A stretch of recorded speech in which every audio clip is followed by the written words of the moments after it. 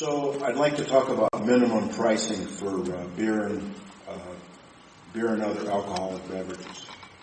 Ohio has minimum pricing now, which makes it against the law to sell beer and wine and so forth for anything less than the minimum price.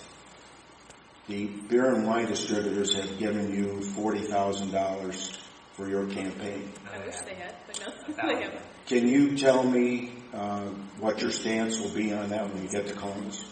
Will you stand up for the people and eliminate minimum pricing?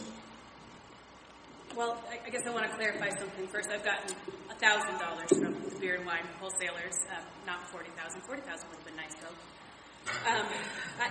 I do plan on standing with the district. And so if that's something that comes up, and it comes up to a vote in session next year, I fully plan on doing it. Jesus Christ.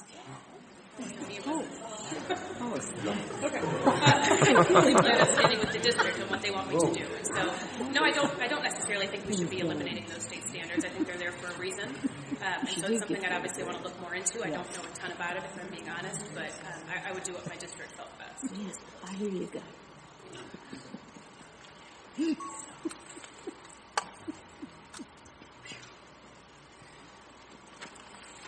Question right here in the middle.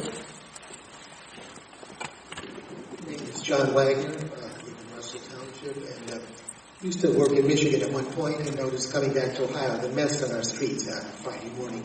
Where did both of you stand on a bottle return tax for Ohio, similar to Michigan and some other states? 10 cents. I can't hear. Hold the microphone. It's on. Just I hear myself very nicely. A bottle return tax for pop bottles, whiskey bottles, all sorts of beverage bottles for Ohio. Most other states have them. If you look at the label in any pop can, it always says Michigan 10 cents, Hawaii 5 cents, different. There's a current group active promoting that right now, but I've asked this question every state rep for the last 20 years, and I'm asking it again. Well, again, it's not something I know a ton about, but I do think some other states are onto something. I look at my cousin that went to the University of Michigan. Maybe I shouldn't say that here. Yes, the streets are clean but in yes, Michigan. and we would ship all of our cans up to her because she was able to get some money for it. And as You know a about it, college very student, nice. I think it was a good thing. But I don't know enough about it here in Ohio to... Well, there is none. Well, I don't know enough of a reason why there isn't one, I suppose. Well, do each of you pledge you might investigate? I'm not really clear on the question that you're asking. I'm really sorry. I have a little hard time hearing it. You're very soft-spoken. Was it about aluminum cans? Is that what you're asking? Aluminum cans, glass bottles, anything a beverage comes in. Normally, in the old days, you took them to the store, you got 2 cents a bottle. They don't do that The anymore. question is, are you in favor of a deposit on soft drinks? What's that? Are you in favor of a deposit on pop bottles? I think that would be a good idea. I mean, there's a lot of waste going on here. Aluminum cans I like. I don't like plastic bottles because they're an oil product and it just drives the price of oil up even higher. I think it would be a good idea to recycle glass and charge a deposit for that. I mean, it's our costs that are going up, by consumers.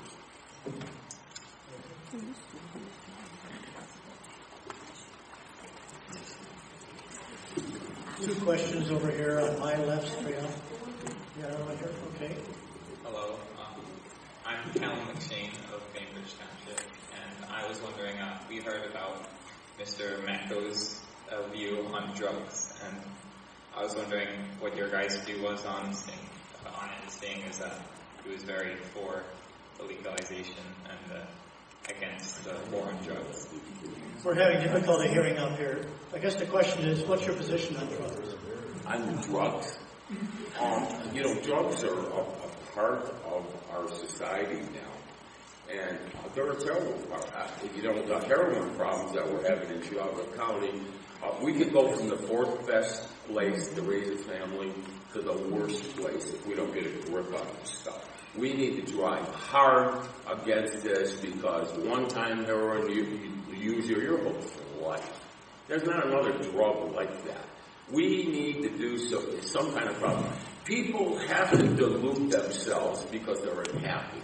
Find out what they're unhappy about so they stop diluting themselves with this stuff because it's killing them. young people think they're all super. And they think they all have an S carved on their chest and it's not going to get them, but it's going to get you, and it's going to get you real bad because you're not thinking with all your marbles. Drugs are not a good thing for our society. Not. I would obviously agree with that portion of it. I think that we obviously do have a horrible drug epidemic here in Geauga County itself. I don't necessarily think putting all of the offenders in prison is the right answer. I think our prisons are overcrowded, and I think we need to come up with some other solutions. And I think that, again, it's an education issue. I think if we can get people before they get hooked on these drugs and we can help them, along their paths of getting clean or before they get hooked in the first place, and we offer residential facilities and treatment programs, and I think that would go a much longer way than just sticking them in prison and hoping it helps. Again, I would ask that you make your questions short, succinct, and only make a statement if you need to frame the question.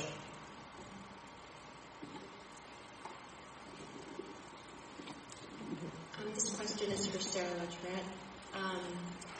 What role do you believe the federal government should play in setting school curriculum standards as opposed to local control? I think the more local control, the better. I know, obviously people feel very strongly about our Common Core standards right now, and I think that's the biggest problem with them. I think we need to keep the control and the decisions as local as we can. And so while I don't think we could ever get the federal government to get out of our standards completely, they're there for a reason. I do think the more local we can move things, the better.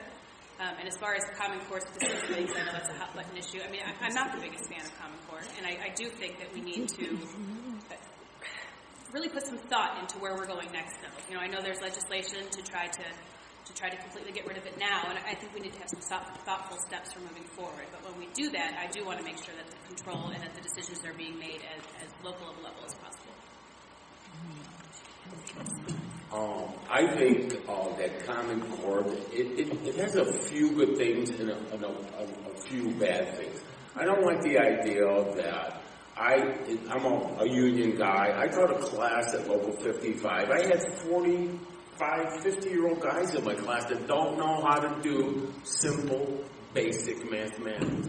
There's so much geometry involved in my job. If you don't have any paper and pencil skills, you're not going to survive in a dirty, muddy hole with a calculator. I'll tell you that right now. What we need to get our paper and pencil skills back, but we're losing our creativity because kids don't know how to write cursive. There's so many kids that don't know how to write that. I have a friend, her son went off to college this year, he had an assignment put on the board, and he couldn't read it. Where are we going with this? We have to get our own criteria in our own backyard and make sure that our students get the education they need to compete in a new world. And paper and pencil skills are, without a doubt, a must. A must. Hi, my name is Marissa Weeks. I'm from Bainbridge Township. Through the use, how you stated how you were not for the legalization of marijuana or such drugs, what are your thoughts on medical drugs and how they could help others who are in need of any assistance they can find? You know, what exactly do you mean by medical drugs? Is that what you said? Or am I not clear with that? In particular, is that what you're talking about, medical marijuana? Yeah, You know something? If there is a drug that is pretty harmless, it's that a lot of people need this to cope with pain. If they needed to cope with pain, I don't have a problem with it at all. I mean, if you needed to cope with life, then you have a problem, and you need to get that problem fixed. I'm going to tell you about a problem. I did not have a button inside of me to know when I had enough food. I used to weigh 395 pounds. I had to install that button myself so I could walk around like a normal human being. You need to get a grip on your own behavior, and everybody needs to own it. Amen. And while I don't support the legalization of marijuana, I think it would be a great tax revenue, but it's still not something that I would be able to support.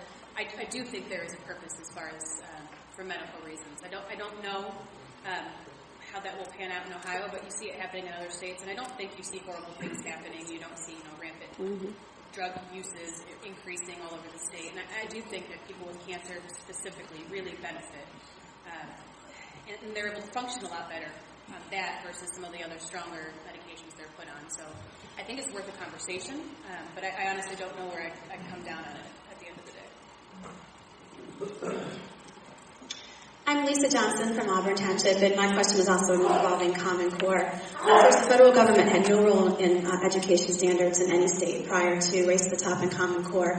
My question is about, I guess, what your opinion is and knowledge of Common Core with regard specifically to the multi-state consortium PARC, Pearson Education, and loss of local control, and even more specifically, if given the opportunity to vote on a bill that would remove us from the consortium, make sure that there was no data mining of our children without their parents allowing their parents wanting them to have it done, and that would keep us having local control, would you vote for it?